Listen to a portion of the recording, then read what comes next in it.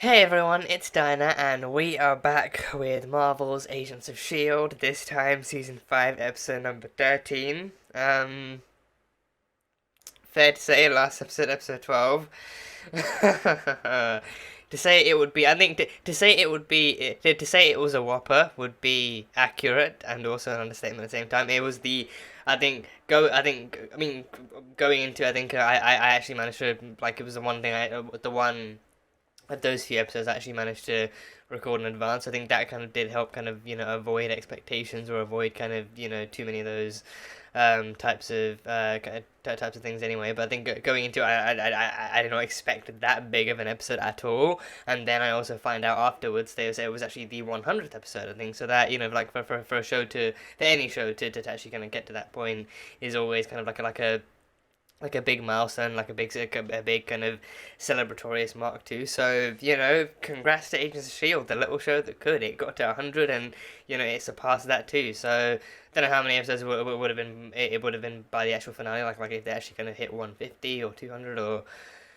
whatever. Probably not, because this one is the only, this season is the final season to have 22 episodes. So probably not. But either way, it got as far as it did, and it also got as far as it really kind of wanted to in that kind of moment in time. So yeah, hats off to Agents of Shield for 100 episodes. So for the 100th episode itself was pretty big too. So it kind of did get me wondering, obviously, like, it being the 100th one was a big one, but then even like I think, because then I think like the kind of story it was, the kind of episode it was, and how just like how well it was done. Because I think, not to say that like the stuff before it hasn't been done well before, like obviously it has, but then it's like, is that like a story they would have planned regardless, or did they actually kind of actually like construct that episode specifically because it was the 100th one? Because they like the entire episode especially was modeled and fashioned to be like kind of like a throwback to actually kind of throwing in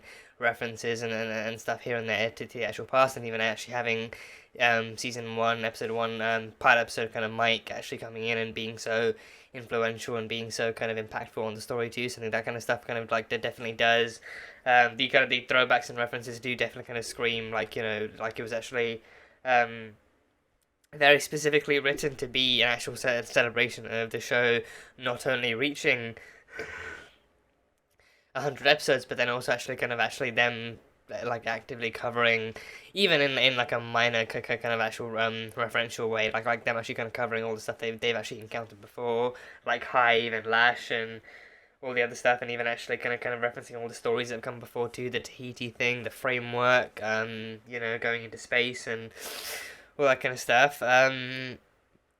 So yeah, but either way, regardless, it was a fantastic episode. 100th episode or not, it was a fantastic episode. But then it still being the 100th one was still like a very easy kind of celebrational kind of episode format to kind of see. So hats off to them, and we will continue this journey. We'll be absolutely continuing this journey into the show and seeing what more they have to offer after 100 episodes and everything. So yeah, here we are. But it was a genuinely kind of fun episode overall too. We had a lot of emotion, a lot of kind of kind of emotional kind of tension and drama and release in this one. I think we had finally found out exactly what was killing Coulson and everything. So I think the Ghost Rider stuff, that the Ghost Rider deal that he took on burned the Ghost Rider kind of like magic, if you can even call it that, burned right through the GH325 that was actually that actually resurrected him and held him together. So yeah, that meant that I think there was like dead tissue in his body anyway, so I think that was there, and it was already kind of like doing its own damage. I think the entire time of that, I think Gemma said, but then Coulson specified that the stuff holding him together was gone now. So then, because of that, I think the infection was spreading and it was actually attacking his lungs and his heart and everything. And I think she even said, like, at some point, I think she that was like really kind of painfully vague too. Like that point, like at some point his heart is just going to stop and he's going to die. So there's no telling exactly how long he's got left, if it's a few months, if it's like a year or something. So I don't know, but I think the way they explored that stuff with the team and with Coulson too, I think it definitely did kind of gear up to have like season 5 maybe be like the last kind of thing, and especially like if season 5 was going to be the last season with the 22 episode kind of format, of course kind of surrounding different arcs and everything, then it definitely did kind of feel like, oh, they're actually gearing up, and especially because like they're able to cover it this early within the season 2, so then they can easily have the rest of the thing actually covering one final mission for Coulson, and then the team maybe tries to continue in his absence. But yeah, I don't know. I mean, with this show being what it is, and also it being set in the MCU, and it being set within that kind of like a universe where resurrections and returns of any kind of like people can return in all shapes and forms. Like, I don't know if they're actually gonna like cover alternate universe kind of stuff in this too. Like maybe if we're gonna see Coulson like a Coulson variant, maybe, because I mean, that if they did, that would be so cool, because it would be yet another thing that Agents of Shield did before the Disney Plus stuff, like the framework and the soap and so many other kind of stories and character stuff that they've actually done, that they're doing in the Disney Plus shows. They've already covered on Agents of Shield. Like we saw it with WandaVision, like those arcs. We saw it with all sorts of other kind of shows that they've done so far too, and even Coulson being featured on What If, in no, not specifically in Agents of Shield way, but then him still kind of being incorporated in that, and actually kind of like them using his character for that too. If they did do alternate universes and variants on this too, I would be so indescribably happy, being like, yeah, you know what, CC, they did it. They did it here first, and chances are they did it successfully and in a way that really made sense, and no one had any issues in the slightest with either. So I will be. I mean, I don't know if I should anticipate that, because then I tried not to. I didn't anticipate, and I also tried not to anticipate Ghost Rider being on the show.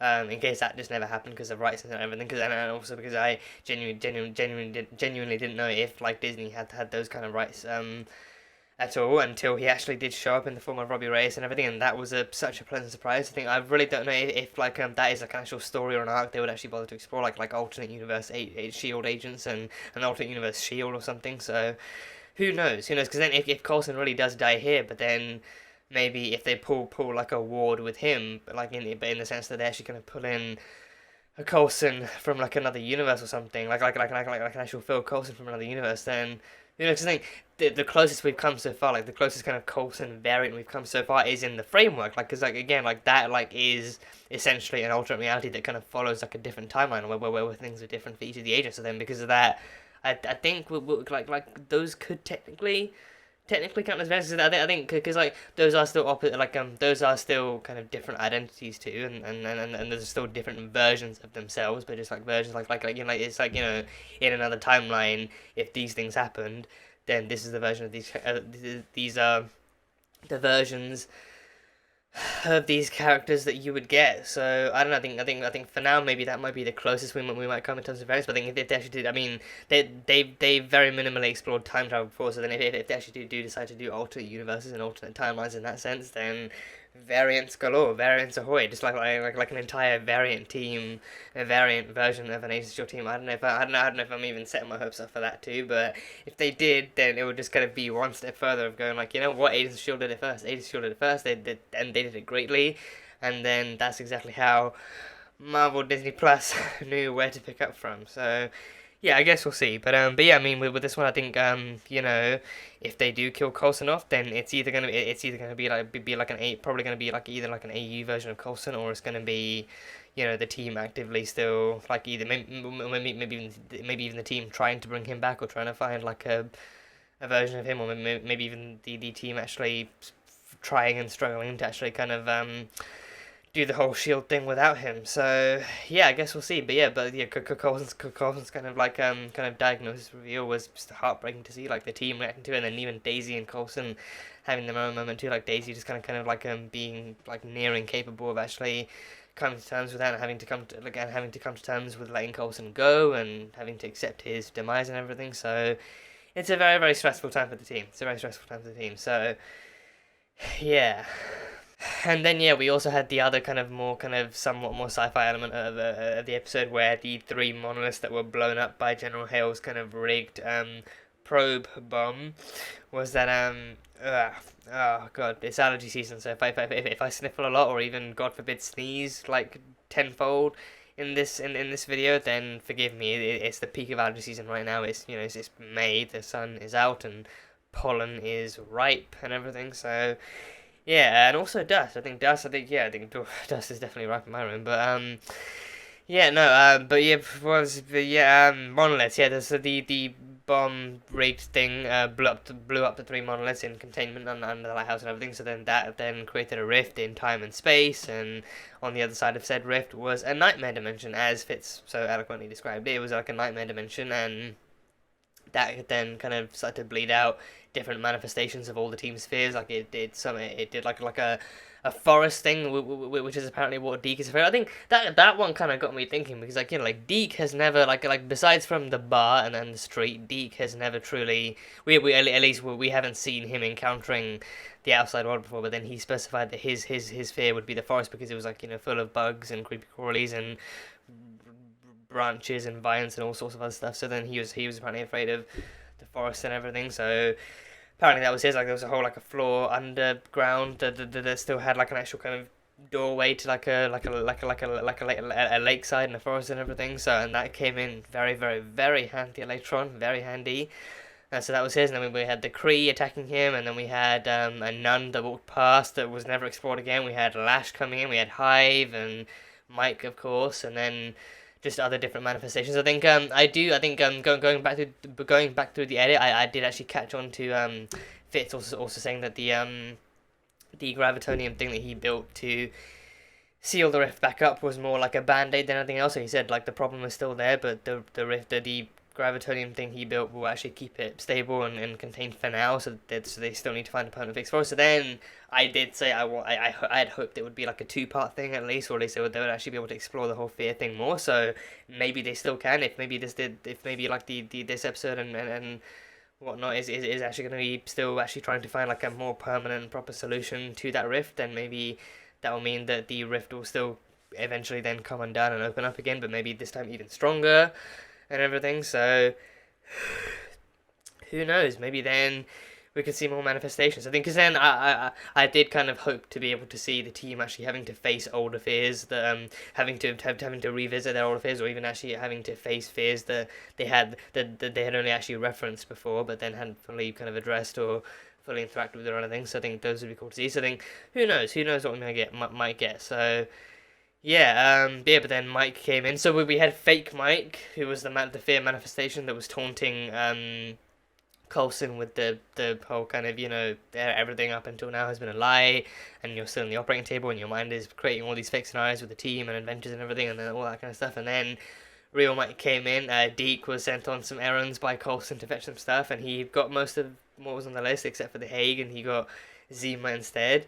But then he met up with fake, but he met up with real Mike. He met up with real Mike, and I think he put out word on the Daisy Johnson story, and actually got and summoned people in like a Quinja and everything, and including Agent Davis. Agent Davis is alive and well, so he's back with Shield. And then I think we at least have like somewhat of like an actual Shield team and like a Shield crew back together again. So that's some good news. So yeah, he brought them all back, and Mike came back to help summon everyone back together again. So that was really fun. So that was cool. Yeah, and of course the unadulterated, the unfiltered, the undeniable highlight of the episode, the beautiful, the ceremonious, the melodious, the unforgettable wedding of our one and only Fitzsimmons, our science babies, Fitzsimmons. They got married. They finally sealed the deal. They finally got married and got married in that forest by the lake and everything. And then Coulson officiated. Daisy might as well have been a maid of honor. Mac was just there on his phone, like an older brother, just filming everything and taking photos and everything. So then Coulson did the speech, and they both got married. And then we had the reveal of all reveals. The mother, the probably should say the grandmother and the grandfather of all reveals. We found out that Deke Shaw is a biological descendant of none other than Fitzsimmons. They couldn't find out exactly who he was. I think General Hale and her people had no idea who he was, because he had no records, having come from decades in the future and everything. So then they actually did like an actual biological trace back instead, and it traced him back to Fitzsimmons. So then given what time he's from and also how old he is, I think it definitely wouldn't be implausible to think that maybe Fitzsimmons are actually meant to be his grandparents, because I think his parents, like his dad is already Owen Shaw, and then his mum has to be Mama Shaw, and like her name was never dropped, her name was never mentioned at all. So then I think you know, that kind of pointed me in the direction of like them being of his mother being the daughter of Fitzsimmons. But then of course the time kind of space isn't really that huge or anything. So like to me it seems pretty plausible that they could be his grandparents. I think at a push, I don't know if maybe at a push great grandparents could be possible. I think it definitely feels more likely that there might be his grandparents and everything. So if that is the case, then god damn, I think there is not really very many better ways to actually incorporate a character like that back into the show. And I'd like to introduce a character like that, but then to actually kind of further incorporate them into the actual kind of, you know, more cemented history of the show, than to actually be like, oh yeah, this character that you've kind of grown somewhat fond of over the last few episodes, and you actually think they're kind of cool and everything. They are the descendant of your two of your favorite characters on this show. So have that on us. Have that as like a nice little wedding gift. So yeah, and he even got them their rings. He even actually got them their rings from a pawn shop and everything. He actually recognized his mother's and his grandmother's ring as the one that he actually gave to Simmons too, because then he found like some kind of little kind of small finger ring for Fitz and everything to fit his hands, but then he actually specifically said that, you know, like Gemma's ring actually actually looked very similar to him as one that reminded him of the one that his grandmother used to wear, that was then passed down to his mother. So yeah, I don't know if he's gonna put it together himself, or if he's gonna find out through some other kind of DNA test or something. I can't imagine like they would ever actually come into a scenario where they would need to do a DNA test, but who knows? With this show, who knows? Anything is pretty much possible. Like Deke being the grandson of Fitzsimmons. So yeah. But yeah, that is pretty much all I got from the last one. That was a pretty big recap. But you know, 100th episode and all, so I think it's kind of warranted. But yeah, either way, yeah, so that is pretty much all I have from the last episode. So now going forward, I think I'm not entirely sure exactly how big the new Rift arc might be, like how long it might take them to actually solve it. I mean, 3 monoliths kind of blowing up is a big deal in itself, and then that created like an even bigger deal with the Rift and everything. So probably going to do that stuff, and then of course on the side we've got General Hale putting together a team potentially consisting of Carl Creel and her daughter Ruby as well. So yeah, we got some stuff to do. But yeah, that is pretty much all I got from the last one. So on to Season 5, Episode number 13 of Agents of S.H.I.E.L.D. Let's go. Oh shit, is that Werner? Have you heard of Thorazine, Alex? Is that Werner Strucker? Werner von Strucker? I only mention it because holy shit, he's back. Damn, how long has it been? Like Season 3? I'm pretty sure. Season 3, because I think last time was with Gideon Malik, yeah. Oh shit, I kind of forgot he survived too, because I think they actually fired his brain with electrics to get memories, yeah. You should really be more careful. Oh, damn. You never know what someone might do with that information. Oh, jeez. Oh! I remember everything. Oh. Oh, has he been institutionalized or something? Has he been institutionalized? God, he just attacked a therapist. That's a good sign, isn't it? Can I get you anything to eat? Mac, enough. Seriously, if I had arms, I would strangle you right now. Oh, jeez. There's the Elena we know and love. Yeah, Elena and Coulson. Fitz is going to do the best prosthetics work he's ever done for you, but it may take some time. Fitz can do prosthetic work, yes. Give us some awesome bionic arms. Give us some metal biceps. Give her those. Yeah. Yeah, from here downwards, yeah. Give us some metal biceps. He'll make it worth the wait. Dating someone with robot parts. Those aren't the parts that matter. Mac. What? Oh, no, come on. Oh, What I assumed it was the The thing heart. I hate about robots is that they have no heart, no soul. Yeah. Those are the parts that matter. He's always been about the soul. Yeah, he's always about, even with like the LMDs, he was always about the soul. Warnings if Oh, I love Fitz in that sweater. That's a good sweater. That's a really nice sweater. What are you doing here? Oh, I'm not part of the club. That's no way to talk about your Sorry, I'll just go get grandson. my things and I'll go grab a cheeseburger. Have a seat, Deke. You seem more gravitonian than any of us. You may have some insight that we don't. Yeah, and plus, he's family. He's family. I'm never gonna let that go. I'm never gonna let this go. Yeah, he is family. I just want some fresh air. Fresh air for all of us. Have a seat, Deke. Okay. I need you to stay here. See if you can help Fitz. I'm not a babysitter. How high my IQ is? An open door? Oh, is this General Hale's security place? Her prison place is it looks exactly like the doors in General Hale's prison complex. Is he a part of the team too? How's he a part of the team? Does he have power? Does he have powers? No, he can't have powers, right? Or is he just like is he their mini Ward? Is he like a mini Ward, like he's as cold and manipulative as Ward was, and everything? And well, that knife is placed way too convenient. They are expecting you to take it, and they're anticipating that you'll take it. They want you to do it, so that way they can predict exactly what kind of person you are. I take orders from two people. No one, and not you. Wow, that's a badass line. Candyman? Mac Hammer? Mac Hammer? Do I owe you money? Hey, it's probably the other way around, brother. Brother? What? Okay, this is unexpected. This is a surprise. I'm not yet sure if it's a welcome one, but it's a surprise. Only Candyman came. He was in S.H.I.E.L.D. Could we get back to Mac Hammer, please? Yeah, Mac Hammer. Oh, yeah. He made the mistake of telling us that he was obsessed with MC Hammer in high school. Ah, of course, yeah. Where's your picture? Don't. Oh, look at that young Henry Simmons. I don't know, like, is that like a young one or is that like a photoshopped one? You guys ever hear of Project Paperclip? Yeah, Secret German program to scientists, yeah. recruit Nazi Nazis, yeah. scientists World War after II. World War II. Yeah. And the exact same thing happened with us. My job to give new identities, new lives. Ah. Yeah, I'm trying to help. You don't have to be such a cranky old man about it. If you're stuck on a problem... Well, he's your cranky old man. My mom used to tell me about this guy named Albert Einstein. He says that play is the highest form of research. I'm not gonna play catch with you. I've got stuff to. All the grown-ups are gone. I bet she's just dying for a little post-wedding yeehaw. Okay, Oh, you know what, good Einstein, gosh, you're right. I need a break, so let's play ball. I want to be with Mac forever, and I want to have children with him. And you will. This doesn't change anything. Look at me. There's no future but the one we saw. No, that's not true. Hey, we will change it. No. You were hoping cyber-tech could solve more than two problems. Just like with I Garrett am and not his. going to be the next John Garrett. The answer's no. Okay, just hear me out for a second. One unnatural life extension, and I don't want another. Not gonna happen. Not a chance. He was our shield when we needed it, and like it or not, we're gonna be his.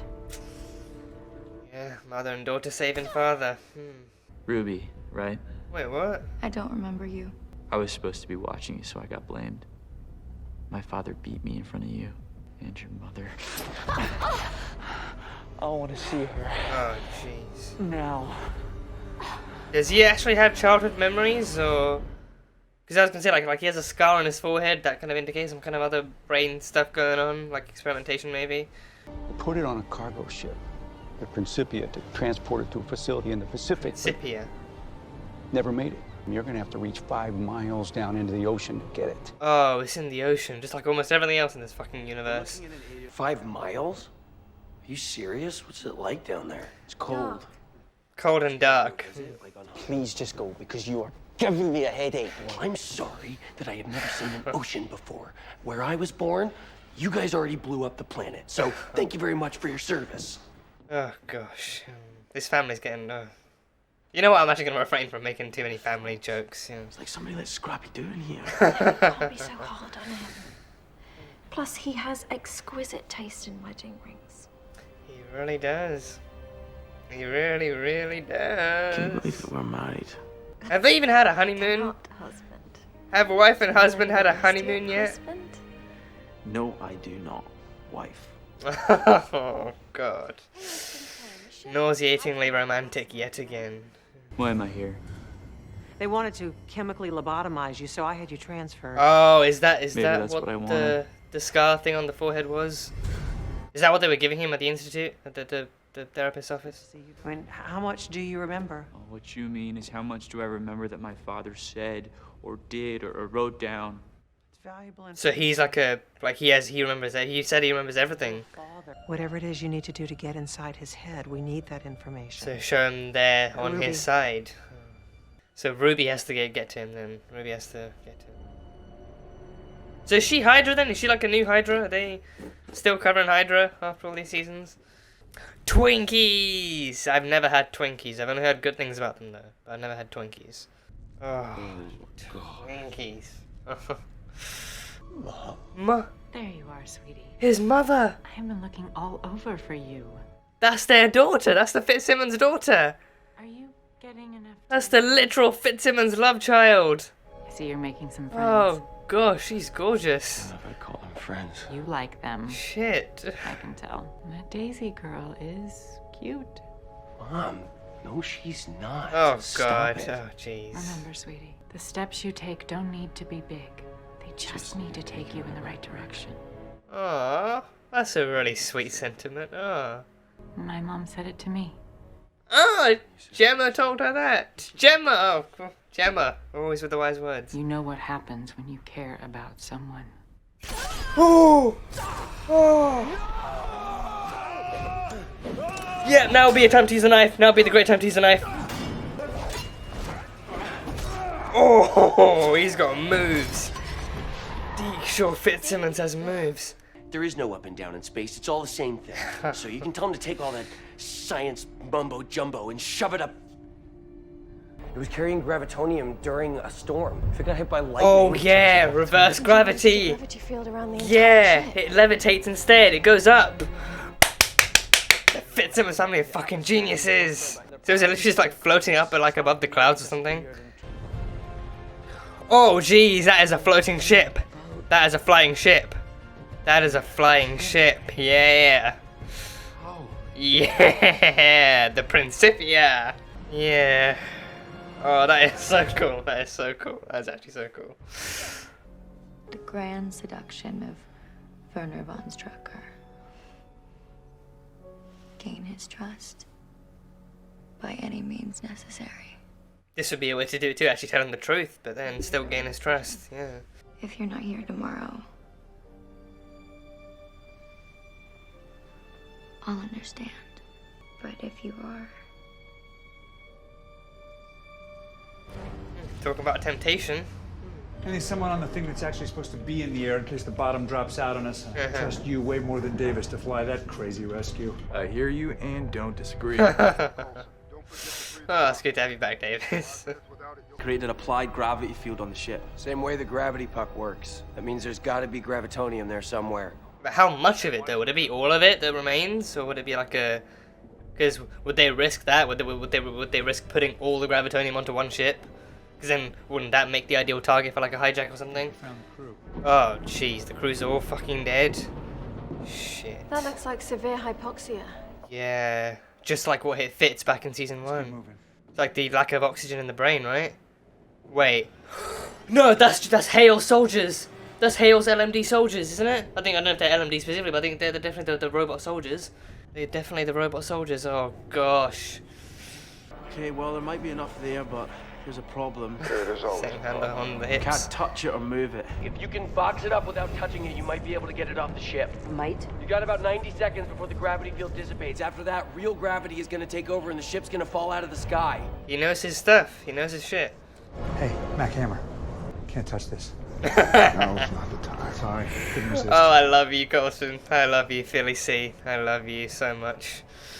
Okay, no. Oh, there we go.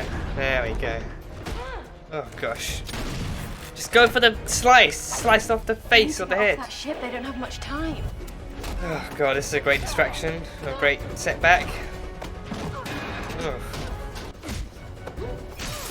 Oh, there we go. Yes, Daisy Bell. That's my girl. It's hammer time. Oh, it's hammer time, baby. Oh god, it's Mac Hammer time. And I'm bringing a couple of guests. Couple of guests.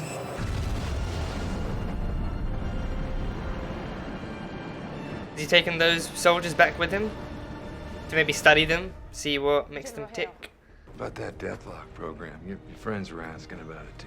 So I'm gonna do some digging, see what else I can find. Anything, no matter how small. You got it. I like him. He's a cool dude, yeah. Like a likable version of Garrett that stays likable. No Hydra twist, no nothing. Yeah. Oh, I'm just holding on to that thing in case of emergency. Don't beat yourself up while you're trying to heal. The steps you take don't need to be big. They just need to take you in the right direction. Well, there we have Can it. you help me with something? There we have it. Deke, that's your grandmama. That's your grandma. That's your Did nana. you see another ghost from your past? That's your nana. No, it wasn't a ghost. Uh, They're back. That's what I'm gonna tell you. Oh, now he knows. Now he knows. Yeah. Oh, he's gonna look at Vince and totally different night now. Nothing. Is that a new sweater? Oh, God.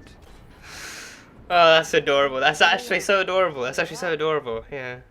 Deke, you coming or is this another play day? Yeah. Yeah, after you, Grandpa. Yes. Yes. Guess what I got you? I'm stumped. Oh, go okay, oh, with the puns. Enough with the puns this episode. Enough with the puns. Oh, is he gonna use the arms from the robot? Arms from the actual sleeper mech. Ah. But you can actually give her her own arms too. Like this is just like temporary, right? Until Fitz actually comes up with a proper design, right? Oh, he's gone. He's a goner. Or is he? No, he's not gone. No, he's actually still here. I guess the temptation from Ruby was too strong. You're right. The future's ours. Then you should see who else we've got. Who else do you got? It's not just these three, right?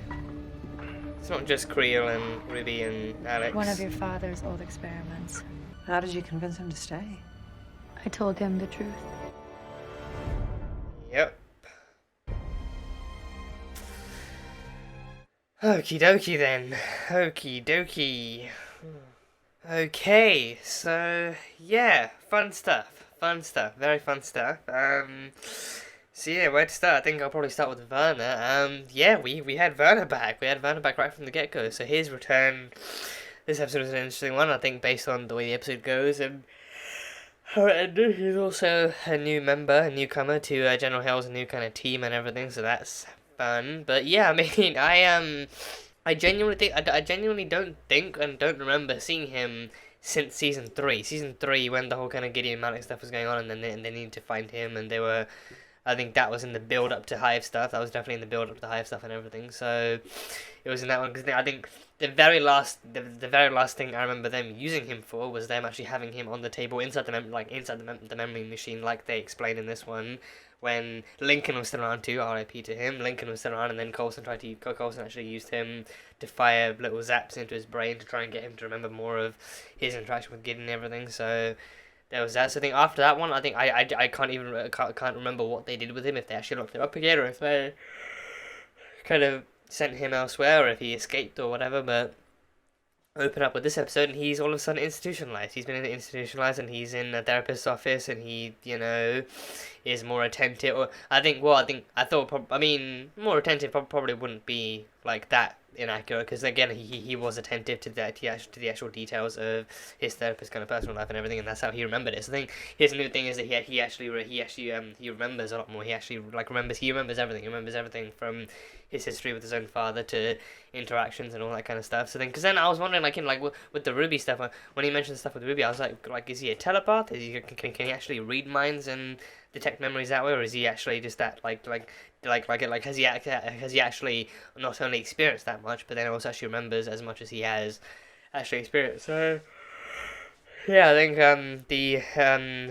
his time in the memory machine combined with the electricity stuff from Lincoln probably did expand his mind a bit more and actually kind of open up his ability to access his own memories too. So I think it's like a limitless twist, but with your own memories and stuff. So I think, would that be accessing more of your brain? Would that be? Because I think with limitless, I think, because I think at least in the movie, I think I haven't seen the show. I think they did do like a TV show of it, but I haven't seen the TV show, so I don't know how close that is. But I think in the movie with Bradley Cooper, I think because I think even in that one they did explore a bit. I think I don't even know if I ever actually watched that movie entirely. I think I probably watched like the first hour or something, or like the first half hour or something. But yeah, I think up until I think is Robert De Niro in that movie. I think he might be. I think I think I probably watched it up until Robert De Niro, and then I think I probably stopped there, or just kind of like fell off there or something. So, But I think initially in that movie, like they showed that like a part of his intelligence was actually him being able to recall stuff that without the pill he never would have done. So I think like it was actually opening up more like more of his memory centers for him to access and everything. So I think with this one, like with him being able to remember more, because then I think I'm pretty sure like the memory center is still one part of your brain, but then depending on how far back memories go, you can probably only access it in that way. So I think it depends on how far back memories are rooted, and if it covers your entire memory center or something. So I don't know, but either way, he remembers everything. He remembers everything, and like every detail and every kind of like different interaction, every kind of memory and everything. So yeah, that's cool. But yeah, now he is also on General Hale's team too. So so I think General Hale too. I think she must have like some. I think she mentioned some history. I think she did mention she actually had some history and some interactions with Hydra, and Baron Strucker here and there too. And she even mentioned like the old Hydra used to be too full of men and too full of testosterone, and like I mean, given the time period they were from and a little bit of what they were all about.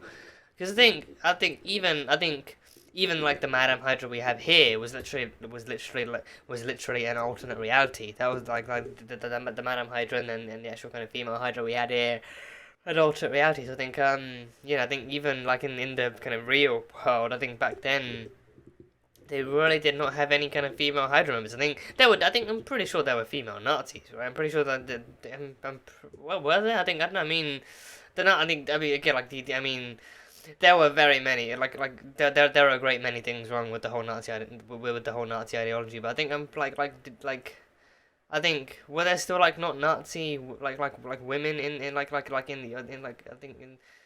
I'm pretty sure I remember seeing a movie about like the with the Nazis in it where like they had women in the offices, right? I think, or am I misremembering something? I don't know, but. I think there were no female Nazis back. There were no female Hydra members back then. But I don't know if there were female Nazis. Then I definitely don't remember much about that. But that was Hale's kind of probably one maybe among others issue about Hydra back in the day. So now with this one, she is building her own Hydra again. So I think with this one, the return of Hydra with this, I think this one is probably going to be a lot less impactful. I think with this one.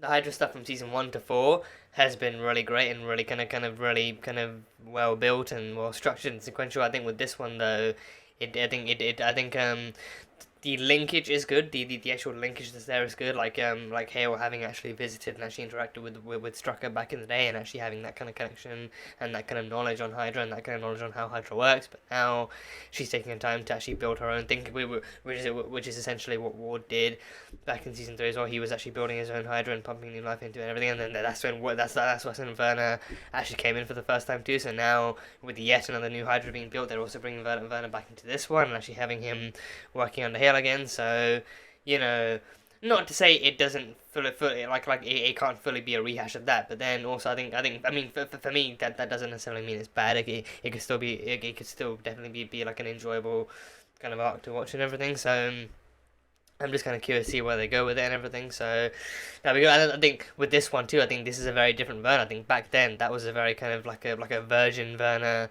with with a lot less experience, and also like one who was essentially just like tortured by both Ward and Gideon in the end too. But with this one is much more experienced. He's a lot deadlier. He's a lot more calculated, and he knows what to anticipate and like he knows at least part of what to anticipate and expect and everything. So with this one, it's a very different Werner joining like a very different kind of Hydra. So yeah, I think with this one too, I think it probably follows the same formula of creating like a new Hydra. But then I think she even said I think it was either her or Ruby that said like I think it might have been Ruby that said like whatever her mother's building, it's not specifically like Hydra or Shield, but it is definitely kind of following that same formula of being their own kind of organization and everything. So there's that. But then I think she is still like a US government lady, right? I'm pretty sure like her division like might be off the record or like Black Books or something, but then or Black Box or whatever, but then.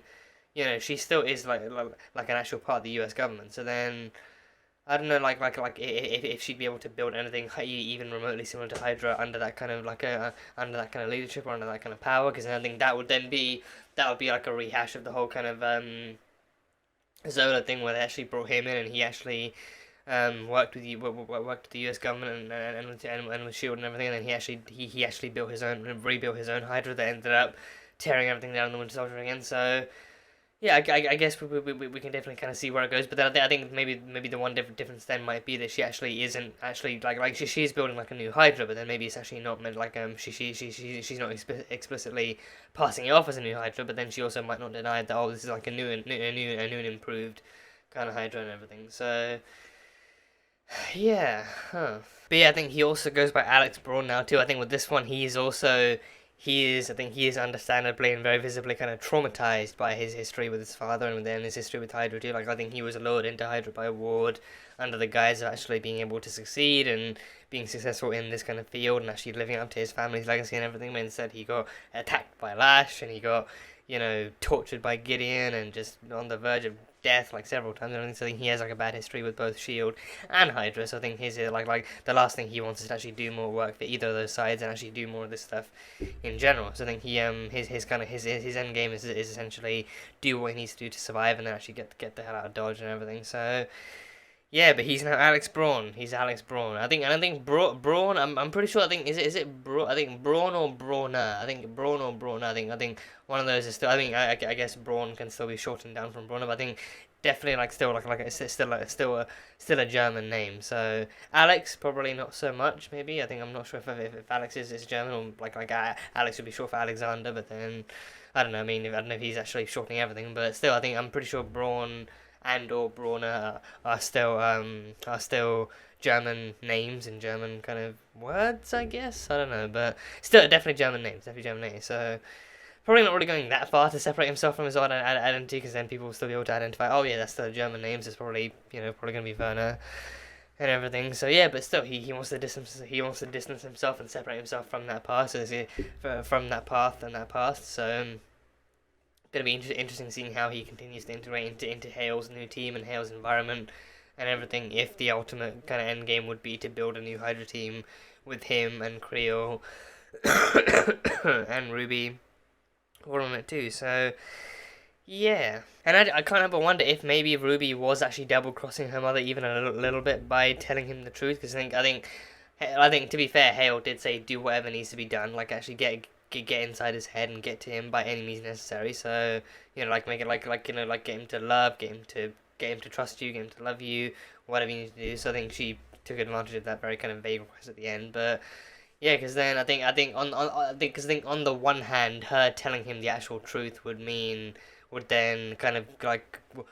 go to show that would then kind of allow her to actually pass herself off as like rebellious towards her mother and stuff, and that she's on his side. And then the ultimate end game in that sense would be actually get him on your side by letting him know that you're on his side and everything. So there'd be that stuff. But then also knowing Ruby, I feel like maybe, just maybe, there might be a part of her that actually is actively double crossing her mother and actually rebelling against her and actually being like, you know what, no, we can make our own team and do this, that, and the other. But then in the end, it's just about her actually getting one over on her mother and actually kind of rebelling against her and actually being her own force of nature and force of power and everything. So I can definitely kind of see, and I think I can definitely kind of I feel like I can definitely leave myself kind of like expecting her to double cross her physically as someone in the future without being too disappointed. So I guess we can only wait and find out. But with the way Hale is going, I think her methods are definitely focused a lot more on control and authority and dictation as opposed to actual motherhood and everything. So she's definitely still kind of using and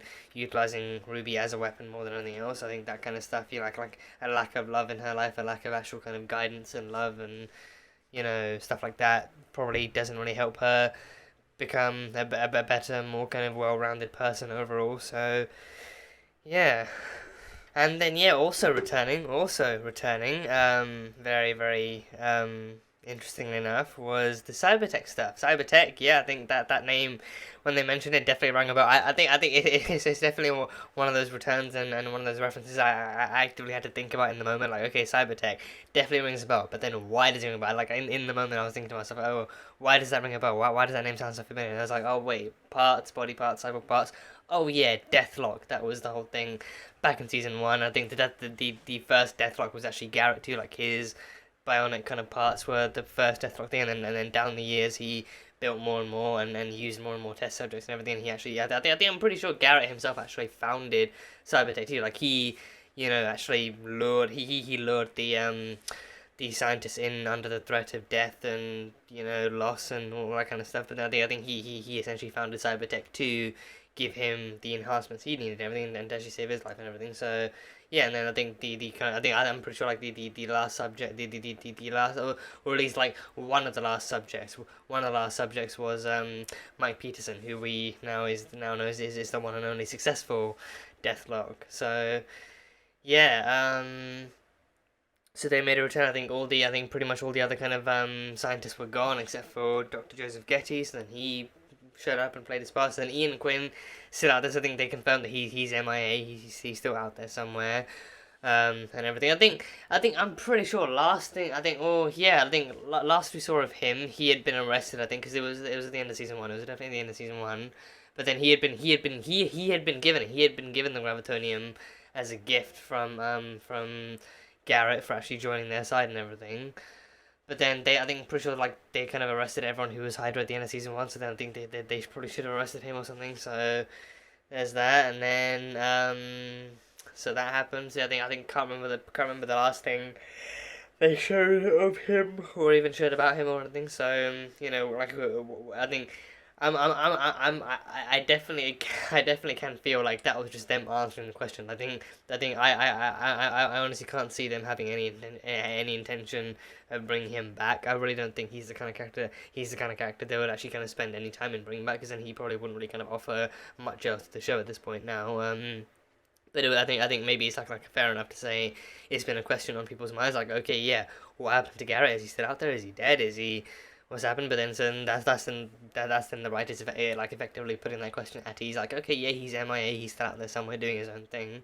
So just you can rest now knowing that and everything. So there's that, and also reconfirming Reina is in fact deaded at the hands of Jiaying. So that happened and everything. So yeah, so just like a cool kind of callback and a cool kind of summary of exactly what Cybertech's kind of current status is now and everything. So yeah, that was fun. But yeah, I think with the return of Cybertech too, and also like what they did for Garrett back then too, I think that did not stop Daisy and May from collaboratively considering maybe using Cybertech and whoever else, whoever remains from their history who was willing to work with them in order to actually save Coulson too, and even Coulson actually recognizing what direction they were actually taking that kind of argument in, and even being like, no way am I being the next Garrett. I'm not going to let them experiment on me like that. I'm not going to let them actually save me only for me to be like that or anything. So I think the way this arc is going forward now is that Coulson is very much ready and prepared to die when the time comes. He did specify when the time comes. He's not in a hurry to bite the bullet, but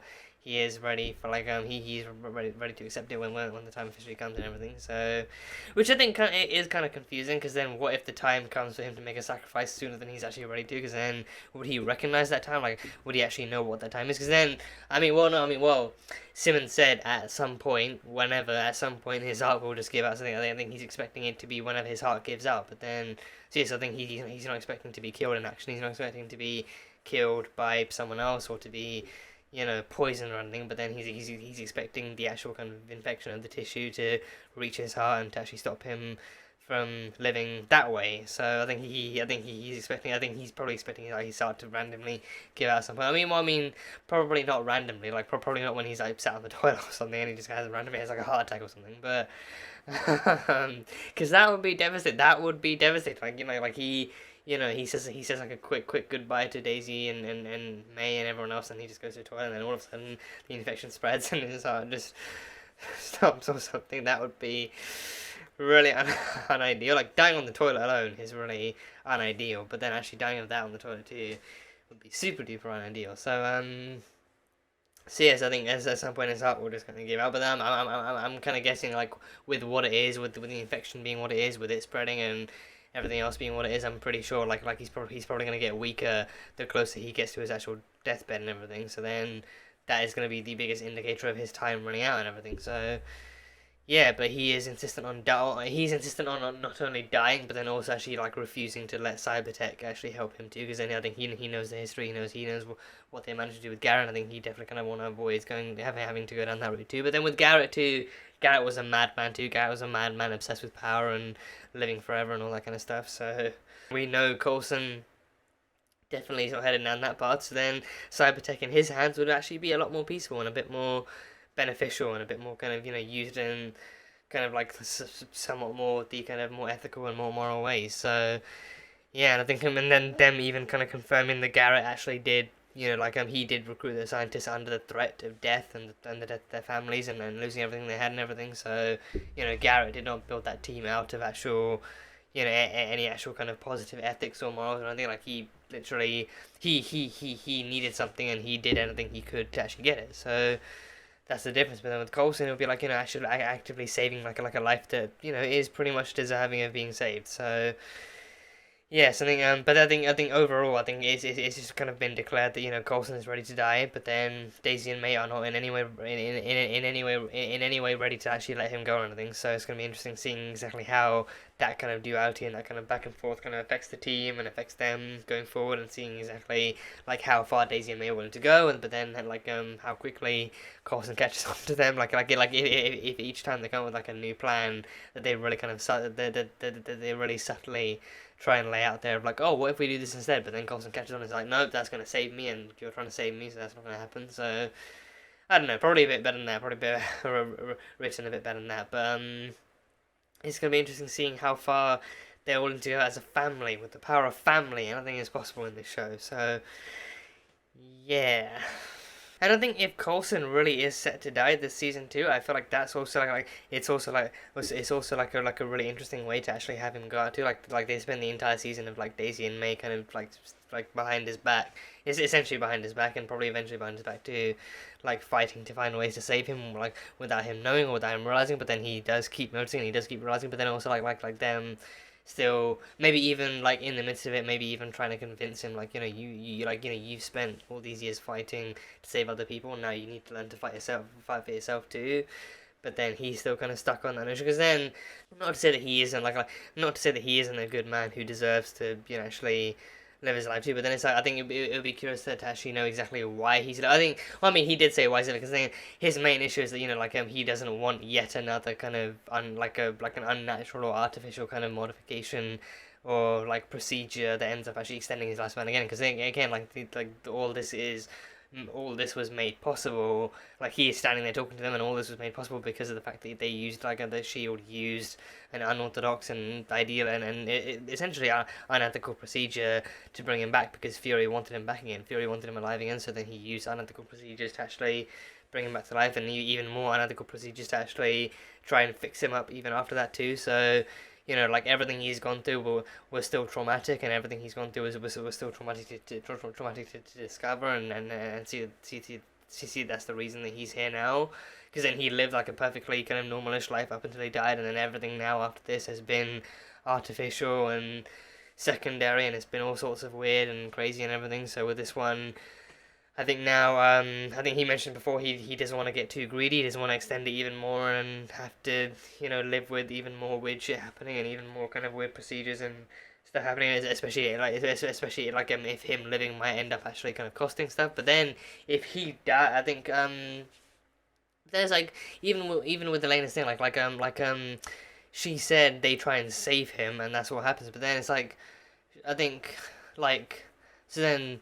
In her timeline then, they did try and save him, and then stuff went bad. So then this time, Elena said, oh, Phil Coulson's dying and you have to let him die. So this time they actively have to, not find any... I mean, they can find ways to save him, but then they just can't actually implement those ways, which, I mean, in theory, it sounds a lot easier in theory than in practice, because then if Daisy and May can find a solid way to actually save him, then they might just end up actually going forward with that, and then that would actually still secure the timeline even more. But then, yeah, so then they would actually have to let him die to actually prevent the other kind of stuff from happening. So there's that. But then I do feel like maybe if they really are gearing up to let this Coulson die, then this season might have to be his best one, or at least his biggest one. Like I think because then it feels like it would need to be a mixture of like the biggest threat they've faced and the kind of most endurance testing and most exhaustive kind of threat they've faced, but then also a mix of that and also like Coulson, you know, being more and more on the road to either being ready or not ready to die. Because then, if they defeat this threat and then he's ready to die, then I think that would kind of show like an actual peaceful outing for him. But then if they defeat this threat and he's not ready to die, that would show that, you know, like he actually ends up then actually more and more kind of believing in May and Daisy's kind of idea that, you know, like he does still deserve to live, and it doesn't even matter if it's through natural or unnatural means. Like he does still deserve to live, and he does still deserve to live out as long as he wants to or as long as he can. Because I think even Coulson, like, he doesn't want to live forever, but I think he like, because I think even now I think he's not necessarily young, but then he's I think it would probably be fair to say that Coulson is actually middle-aged about here and now. So, you know, like I think at this point he's not like unbearably old, or like you know, like he I think he probably could be at retirement age, like if he wants to retire or something, but then he's still got he's still got a little bit of a ways to go. So then, because I think now he probably feels like, you know, I think with this too, I think he'd be dying on the job too. I think he would essentially be dying on the job, because then he like what's killing him is something he got working for Shield and doing stuff for Shield and actually doing good by Shield and everything. Like he essentially gave his life to try and help save the world, and then he got brought back again because of Fury. So now with this one too, I think he would definitely still see it as actually dying for Shield, because then in the time leading up to his death, he'd still be completing missions, he'd still be kind of fighting to save the world, and he'd still be fighting to stop the next big threat and actually still uphold Shield until someone else is ready to take over and everything. So I think because of that, I think he'd be more proud of his death, knowing that he actually did still use his final days and everything, you know, still doing the same thing and then doing the good thing and fighting the good fight and everything. So yeah.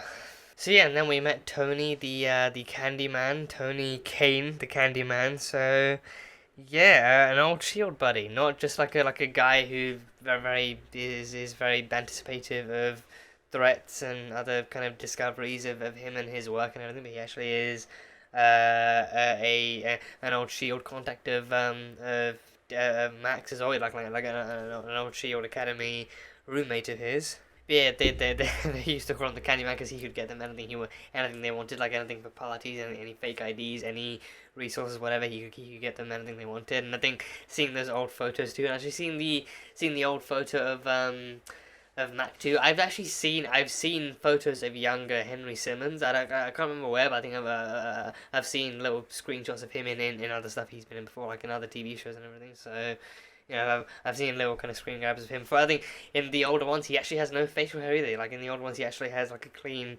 face of just like a face of skin. So I've seen actual younger pictures of Henry Simmons, but then with this one, I think he did still kind of have facial hair, and he had like the hair and everything. So that's the thing. So then, because of that, I can't tell if that's actually meant to be like an actual younger picture of Henry Simmons himself, like outside of any kind of other like project or whatever he did, or if it's actually meant to be like a de-aged and somewhat photoshopped picture of Henry Simmons, or even Mac in general, just it's just been photoshopped to actually make him look young or something. But either way, seeing that was cool. Alfonso, Matt Hammer, Mackenzie, you know, Matt Hammer because he loved MC Hammer in high school and everything, so that was fun. And actually seeing him actually being friendly and actually being reunited with an old Shield buddy was actually cool too. Actually seeing them getting along together, and even Tony is even Candyman essentially spending the entire episode being surprised by Mac's newfound, you know, kind of skill and thrill for violence and adventure and all that kind of stuff, and him being able to, Mac didn't necessarily kind of go out of his way to do violence, but then Mac's violence is very clearly like him being able to handle himself and actually be able to defend himself and defend his teammates and everything. So he actively does prepare for threats, but then he doesn't go out of his way to look for them or to instigate them in any way. So, you know, but I think still kind of seeing him handle himself, and actually still seeing himself handle himself in the way that he did, probably is what surprised Tony and everything. So that was fun.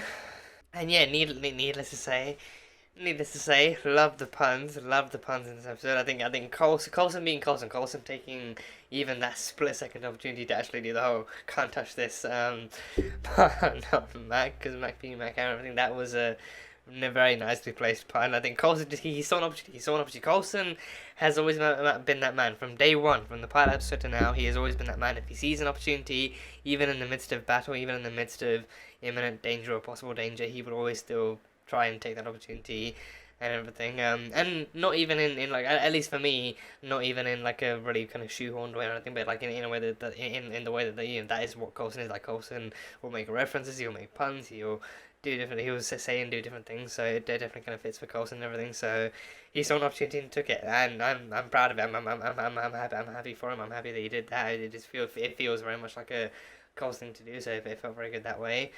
And there were other puns sprinkled in throughout the episode by other characters too. So a very appropriate set of puns, a very appropriate set and amount and quality of puns in this episode. So top-notch stuff from the writers, so that was good.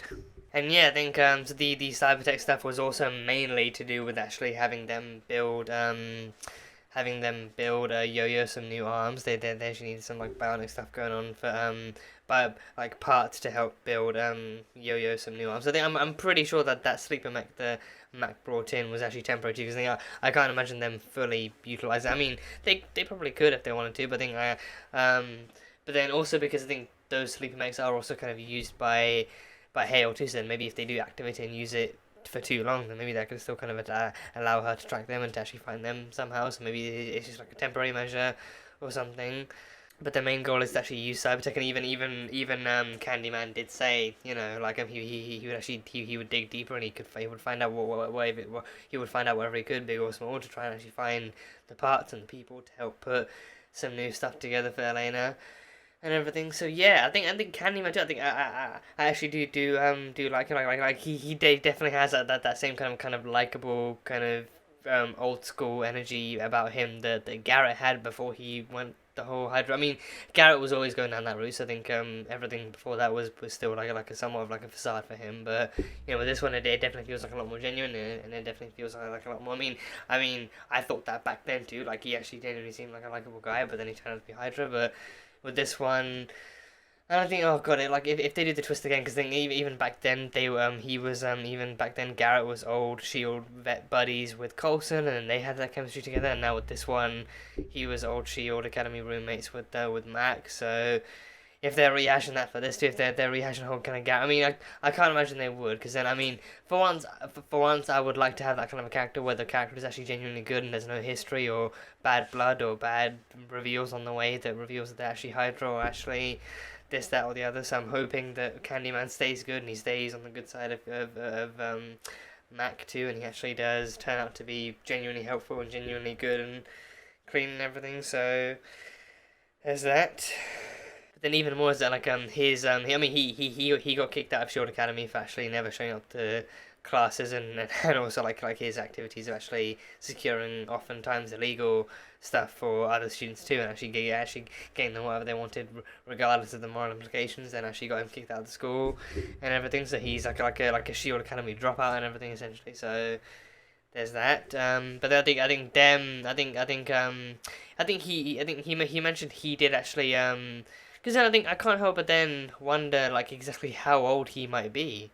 Like how old him and Mac might be, because then Shield Academy was way back when. Like, I think even for them that would be way back when. So then that would kind of imply that they've actually been in Shield for longer than expected or to be understood or something. So then that would then imply, but then if he was involved in Operation Paper in Project Paperclip too, then that would mean, I mean, that was still like there's still like quite a ways back, because I think that was after World War II. So then that like in like World War II ended 1945, so that would be like in the 50s, maybe 60s or something. So then that would be still way back when. So shouldn't he be really old by now? I think. Well, I mean, maybe the 70s. I think I can't remember when Project. I can't remember like when they actually met, because they all they said was after World War II, like whether it was straight after World War II or like a while after World War II. I think which kind of decade after World War II hasn't yet been specified. If it has, then it's clearly kind of flying past my head. But if it hasn't, then I think there's really not exactly any like any precise turn whether that was, but then his job was to actually, like he said his job was to actually kind of was to provide fake IDs and fake kind of identities and fake documents for Nazi scientists that were actually recruited into the US government because of Project Paperclip. So yeah, so I think then ironic that the thing he gets kicked out for is the thing that he actually gets called back into SHIELD and the SSR for to help actually do that kind of job again. So then they actually did need his skills after all. So yeah, but didn't really work out for the best though, because then Arnim Zola was one of those scientists, and then he rebuilt Hydra, and everything went to shit. So yeah, great. And yeah, we also had Yo-Yo's kind of fears in this episode too. Yo-Yo's kind of fears. I think I am very curious to how they to how they're gonna explore that side of Yo-Yo too, like her potentially being now being like a disabled character too, like her actually like not having her arms, and her like at least not having her arms for like a while before she gets bionic new prosthetic ones and stuff. Because I think from what I remember, like at least in the MCU, I think from what I remember, like the closest we've come to seeing like a character adapting to a new limb and to like a prosthetic limb and does that kind of like actual bionic limb too is Misty Knight in Luke Cage when she had her arm. I think for her it was one arm. I think I'm pretty sure it was actually one arm. There was severed by Bakuto in the Defenders and everything, and then I think in Luke Cage season, was it 2 or 3? I think probably 3. Probably was it 2? No, I think probably 2. I think probably 2 actually. I think only Daredevil and Jessica Jones had 3 seasons. I think yes, I think with Luke Cage, I think that one had her like that one they actually did show. I think I remember like most of it kind of vaguely, but I think I'm pretty sure that they actually did actively show her in the actual kind of physiotherapist's office, actually kind of using it to train it to feel stuff again and to actually be able to hold stuff and pick stuff up and everything. So I wonder if they're gonna have that like that would be a really cool thing to see here too, like her actively not only training with her arm in combat and other stuff that she wants to actually get into, but then her actually trying to get used to her arm and trying to get used to everything, and even like her fear being like like the I mean, I think it's like I think it definitely does feel like a reasonable fear. Like I mean, needless to say, I have no kind of horse in that particular race of actually having any kind of lost limbs or phantom like limb feeling going on, or any like that kind of like feeling of that kind of experience of being disabled in that sense. So I think I think anything I say should not be taken sincerely in that way, or like actually taken like to be disrespectful. Like I'm not like intending to disrespect or actually offend anyone in that manner. So but I think with her, I think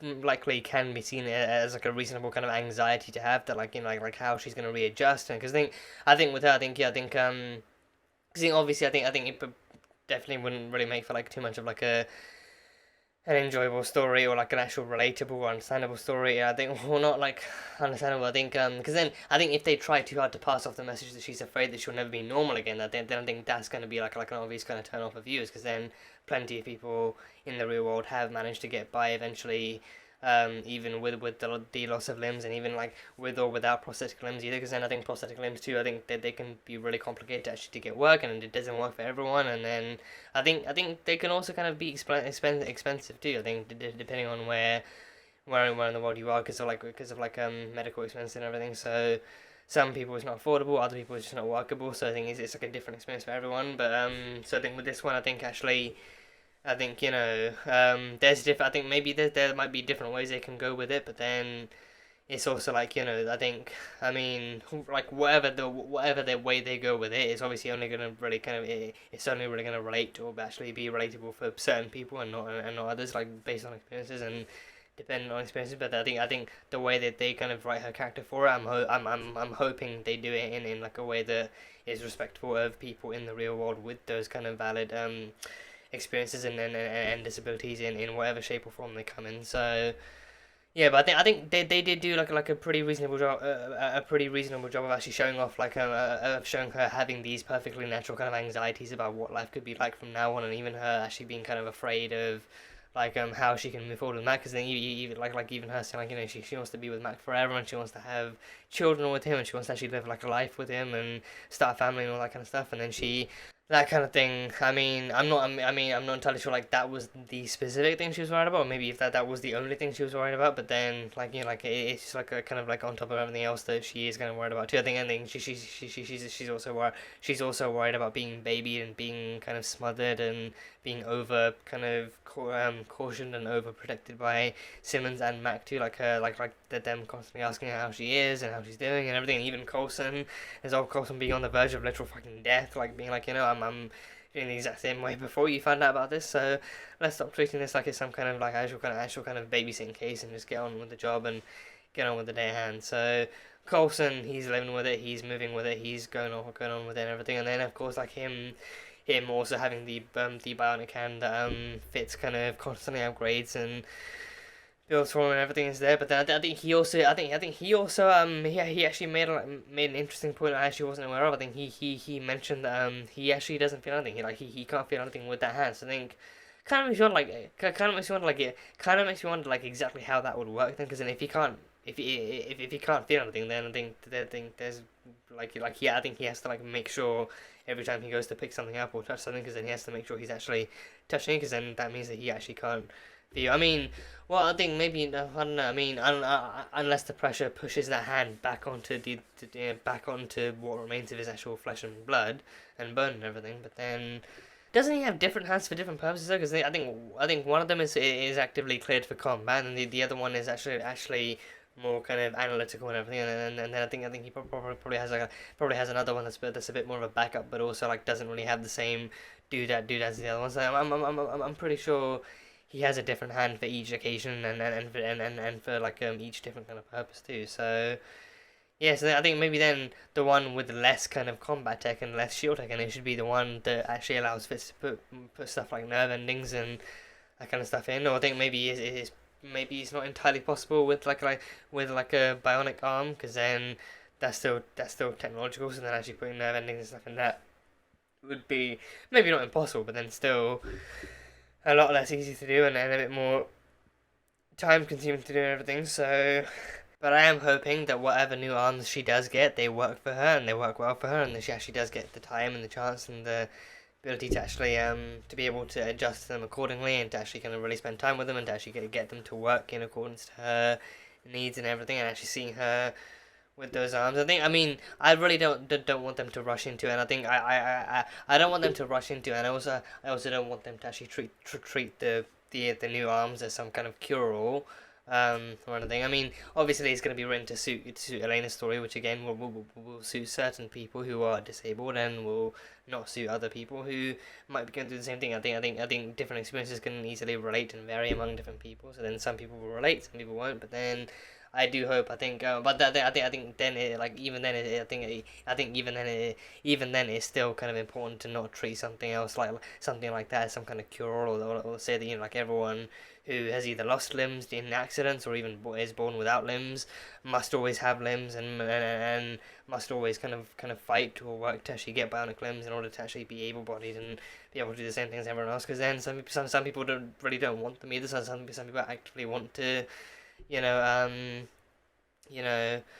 just do things in their day-to-day life without like artificial kind of limbs or whatever. So I think people are different, their needs are different, their ways of doing things are different, and I think how they feel about their own bodies and their own lives and identities are different. So I think like they can definitely kind of give her the arms, but then as soon as they actually kind of as long as they actually do it in like a way that feels respectful towards people under the same conditions and respectful of those kinds of conditions themselves, then I guess it should be fine for the most part. So yeah, I guess we'll see. And then yeah, of course, the other more comedic highlights of the episode too, the Deke and Fitzsimmons stuff in this was top tier, absolutely top tier. Deke and Simmons not getting along too badly.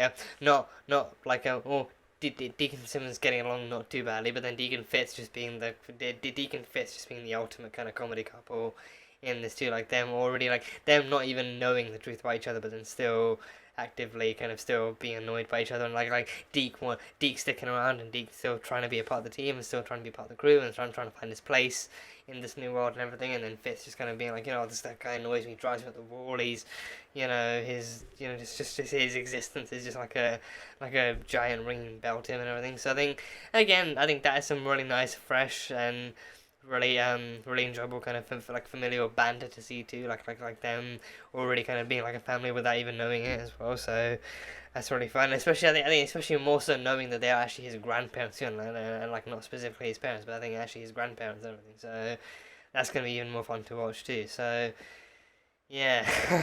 But then we did see Deke a bit of Deke's fear in the actual storage room too. Like we saw his mother. His mother is fucking gorgeous, by the way. I just kind of have to say that, like, his mother, like, I'm not gonna say I'm not gonna say she's MILF, but I'm not gonna deny that she's a MILF either. So if you want to say it, if you want to believe it, I fully support your right to do so. I'm not gonna deny it, but I'm also not gonna outright say it either. But damn, the Fitzsimmons family genes are fucking strong. They are strong. So even Mama Shaw is gorgeous as all heck. She's gorgeous as all heck. I think probably I think either a brunette or redhead. I think I did spot some red in there. I did spot like a little bit of red in there, but I think it could have been like the lack of lighting or like the differential lighting under the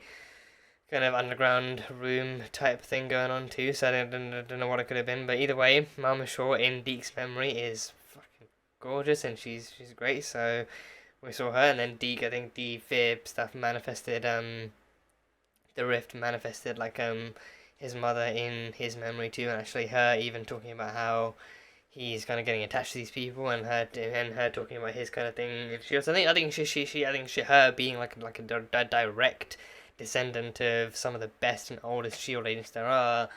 Her actually kind of like somewhat kind of subtly kind of saying that she's actually proud of him for actually being here and for sticking with the team and everything, and then even saying like, oh, that Daisy girl is cute. So obviously Deke's kind of subconscious actually, reminding him, oh yeah, you think Daisy's hot. I mean, hey, you got taste. You got really great taste. Daisy is just, mwah.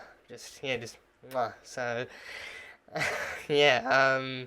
Yeah, but then I think Deke's actual subconscious actually using his fear manifestation to tell him like, oh yeah, you think the Daisy girl is cute. So I think even him being like, Mom, just don't say that out loud. You're gonna embarrass me. So I think in that moment, Deke literally did go from like an actual kind of like a literal child to like a typical embarrassed child to like a really traumatized child, because then he actually saw afterwards the creeper coming up from behind and shanking his mum to death, and her turning to dust, and the creeper coming in. He had some moves too for the creeper. He had some moves and some twists and turns for the creeper before he stabbed it in the chest and everything. So there was that. So that was really happy to see until it wasn't. So, but then the quote that I honestly feel is so pure and so wholesome that I might carry with me. Even I might carry that quote with me for the rest of my life, because that quote is just actually so good and so pure, and it makes so much sense. It makes the most impeccable amount of sense that it would come from Gemma Simmons herself. It would come from Gemma Simmons, from Grandmama Shaw herself. So yeah, her quote being, the steps you take don't need to be big. They just need to take you in the right direction. Like, that is it's such a wholesome, such a positive and such a neutral kind of quote too, being like, what, you can take your time with whatever you want to do in life, whoever you want to be in life, whatever you want to do with your life. You can take your time, or you can go do it quickly, or whatever. I mean, with the steps not being big, it means you can easily take your time in doing what you want, and in doing what you want and doing what you're doing. So like the steps don't need to be big. They just need to take you in the right direction. So, as long as you feel like you're headed in the right direction, as long as you feel like you're headed in the right direction, as long as you feel like you're doing something right and doing something good, then that's fine. But you don't need to achieve everything you want to do in life straight away, or even like within like an actual set period of time, like 5 or 10 years or whatever. So, I think it's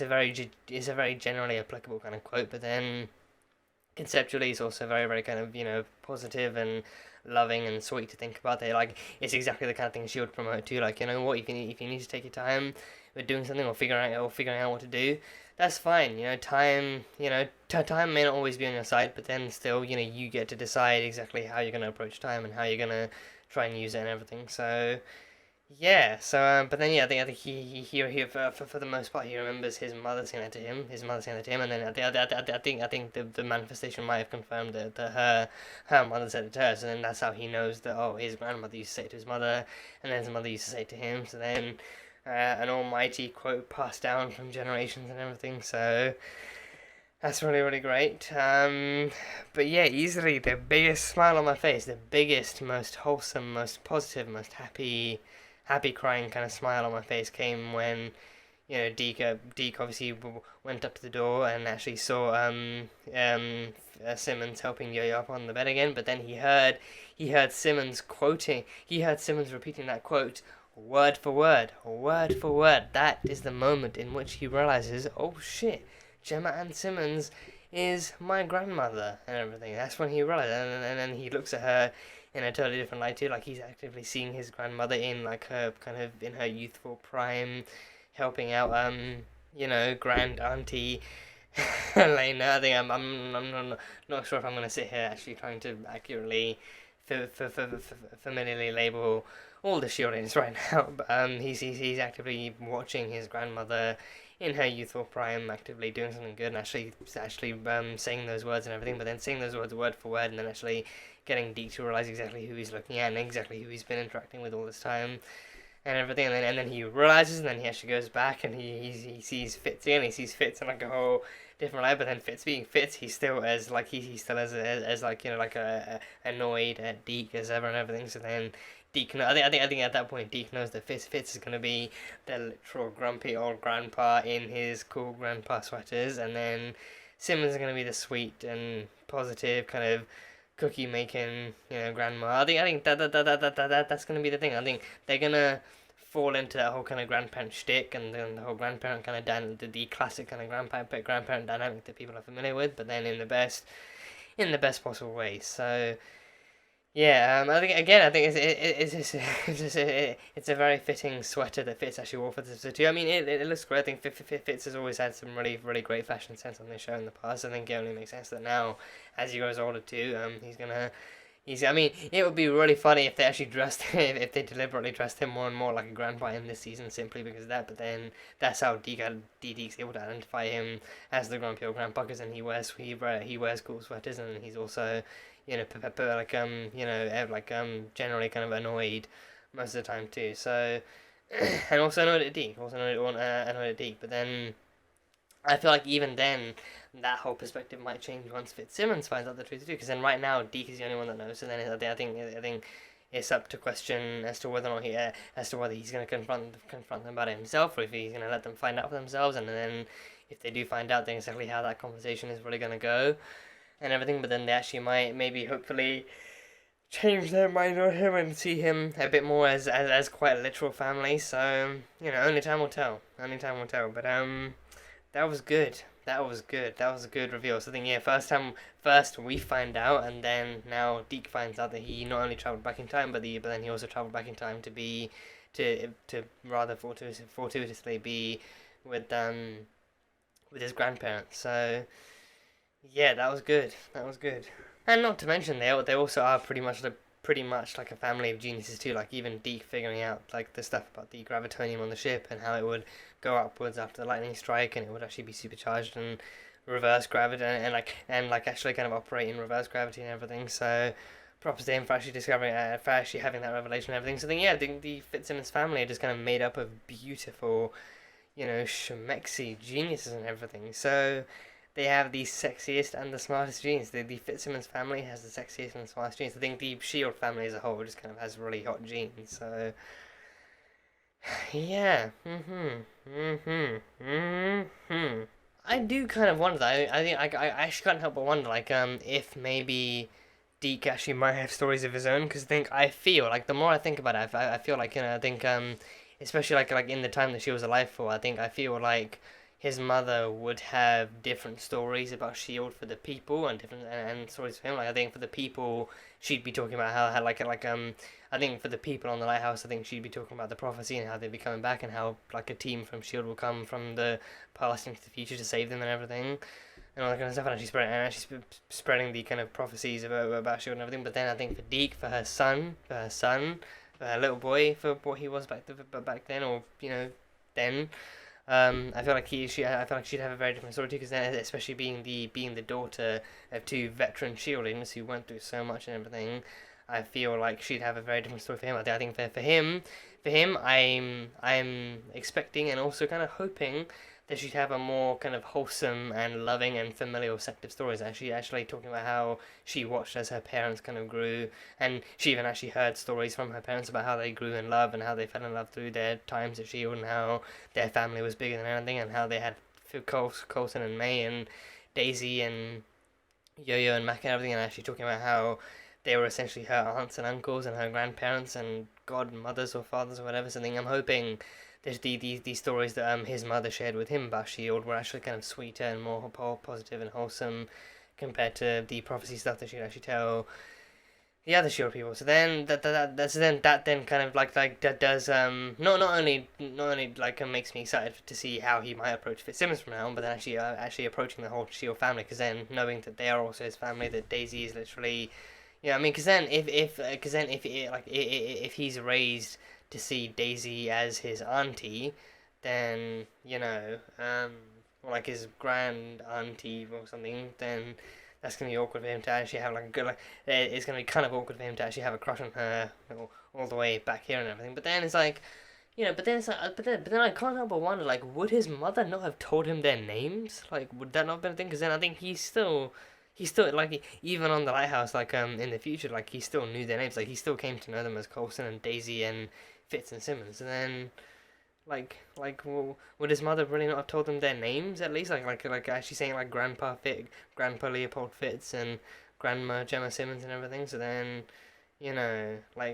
then that kind of reveal. And then I think would she definitely not have had any photos? Because then it's like, that kind of history is something that you probably, that kind of history, like especially at the end of the world, that kind of history is something you'd really want to preserve. So then, kind of makes you want, did his mother actually tell him anything about S.H.I.E.L.D.? But then also, like, if she did, then what did he tell him, and why would that information not help him figure it out sooner? So, because then I think surely then his mother would have also told him that his grandparents actually did work for S.H.I.E.L.D. too, because then maybe that would have been useful information to check. Because then, all he mentioned was that his mother and then his father were actually hardcore kind of pushers of the actual S.H.I.E.L.D. prophecies and everything. But then it would have made more sense for her to include that, it's also because your grandparents actually did work for S.H.I.E.L.D. back in the day, and they were, and coincidentally enough, they're actually part of the team that's actually meant to come in. So I mean, if she actually knew that would happen. But then, I think at least mentioning the names feels like it actually would be like a suitable thing. So I don't know if that's going to be like an actual plot hole in this, or if it's just going to be something that maybe she never mentioned or something. So I don't know. I'm not entirely sure. But I think if it feels like, I think as sweet as the quote thing was, as sweet as him watching Simmons recite the quote word for word and then realizing who she was. As sweet as that moment was, I feel like maybe it's more of a question that his mother didn't actually tell him the names of the S.H.I.E.L.D. agents and the names of the people that her parents used to work with and everything. So I don't know. I guess we'll find out in the long run anyway. So yeah, that was still cool. And of course, we know that Fitzsimmons is also hyphenating too. I think as kind of a joke, they did go with the whole kind of Simmons Fitz thing too. I think Simmons had the idea of actually hyphenating their name to actually make it easier to combine and everything, and then Fitz came with Simmons Fitz. So I think that is just the writers purposefully trolling us, being like, oh yeah, we know you call them Fitzsimmons, and Fitzsimmons would be the perfect way to actually hyphenate it and have it presented. But here, have some Simmons Fitz on the side too. So see if that one works just as well. So yeah. But yeah, for now that is pretty much it. I think that's pretty much all the stuff I had written down covered, and all the other bases I kind of thought about covered and everything. So pretty sure I remembered everything. I'm pretty sure I've remembered everything that I wanted to remember and talk about in this one. So that was a fun one. That was a pretty good one. So looking forward to seeing how this story continues and how the season continues and everything. So it should be a fun ride from here on out, seeing the gravitonium come in and then being able to use more gravitonium to actually kind of seal up the rift again just a little bit, and actually finding out where the fuck the rest of the gravitonium actually went and everything, and seeing how Hale's team responds and how S.H.I.E.L.D. responds to Hale and everything. So it should be cool. It should be cool. So that is pretty much all I've got for now. So that was Marvel's Agents of S.H.I.E.L.D. Season 5, Episode 13. So thank you guys, as always, so much for being here and for watching this video. If you guys enjoyed it, then feel free to leave a like and comment what you thought of the episode and what you think is going to be coming up next and what you hope for and everything. Full-length reaction for those interested will be over on Patreon, so you can go check that over there. And yeah, that is it for now. So until the next time, bye-bye for now.